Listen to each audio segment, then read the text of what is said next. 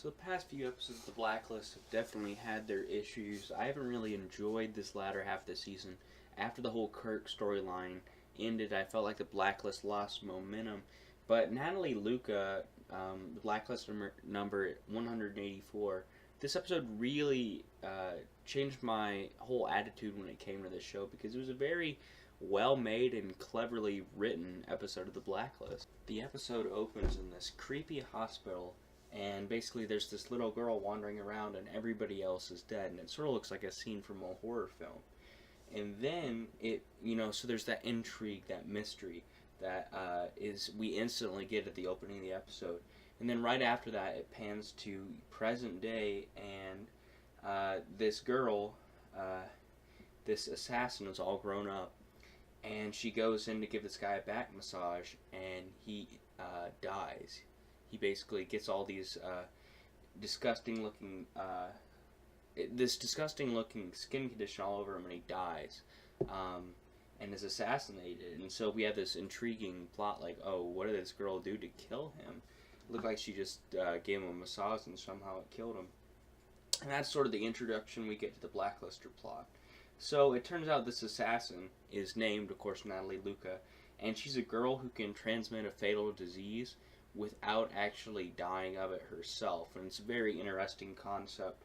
And basically we come to figure out throughout the episode that her and her boyfriend have gone on this crime spree, working for Reddington's rival, basically, to get money for a cure, for a way for them to make it so that they can actually be in a relationship, kiss, have physical contact. And it's a very thought-provoking storyline. At the end of the episode, there's a shootout that occurs, and Malik, her boyfriend, dies in her arms, and she kisses him one last time. And it was actually sort of touching and creepy in the same sort of way. But I loved the Blacklister plot this episode because it did something that the Blacklist hasn't done in a while, and that's made me think. It was very thought-provoking. This person with the condition was just trying to get better. Does that justify her crimes in the end? I guess that's up for the viewer to decide, but it was very intriguing and very interesting to see that whole entire plot play out. And it turns out, at the end of the episode, we figure out that Red wanted the FBI to find her so he could ask her, basically, who hired you to kill my accountant, which, had lost him the money in the previous episode, who we see her kill at the beginning of the episode in the massage parlor. So it all connects sort of in the end, and I loved seeing it. It was very cleverly written, and I loved Malik and Natalie's characters. They were really well written, and they were great Blacklisters. The whole Red and Tom plot just adds to the awesomeness of this episode too. We haven't seen Tom sort of active in a while. He's just been babysitting Agnes, and I think Agnes is part of the show that's really bogged down the show because it's sort of sidelined Tom until the Blacklist redemption. So it was great to see him sort of come out of that this week whenever Red asked him to go undercover to draw out his rival.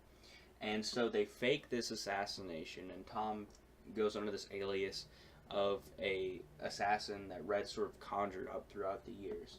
And they draw out this rival of Red's, and he has this very interesting talk with him. But in the end, he figures out that he wasn't the one that caused his death. And I think that's wonderful because, they went through all this work, and it was discouraging to see them not figure out who the Red's rival was through that plot. But also, I think it was great to see sort of them go through all this work just to have a defeat. And it was interesting too to see Tom back in action. I just love seeing Ryan Eggold portray Tom in such a great way, and I love the little fight scene where Tom takes out two guys with a fork and I believe a wine bottle. It's very cool to see. So the Blacklist season 4 episode number 12, Natalie Luca, Blacklister number 184, was an amazing episode, very thought-provoking, and it was pretty well paced. But overall, I loved this episode. I thought it was a very thought-provoking episode, especially with the Blacklister plot. I enjoyed this episode, which is something I haven't done thoroughly for the Blacklist in a while. It just seemed to be sort of mediocre and sort of a letdown every week, so I really enjoyed it.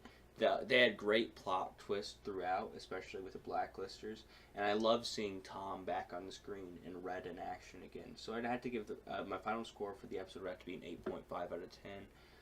And also, I guess another thing to mention quickly before I end this review and recap is I loved this episode because it made me want more Blacklist, which is what I've been wanting for a while, because basically I've been watching the Blacklist episodes a couple days late, and I've been perfectly fine with that, and I've watched the episode and I haven't wanted any more, but this episode enticed me, and it basically said, hey, here's this new villain figure, here's who Red's gonna go after, and it gave the show some direction. So I love this episode. I have to give it an 8.5 out of 10. I hope you've enjoyed my review and recap. Remember to like and subscribe for more Blacklist reviews. This has been Jonesy from Jonester TV.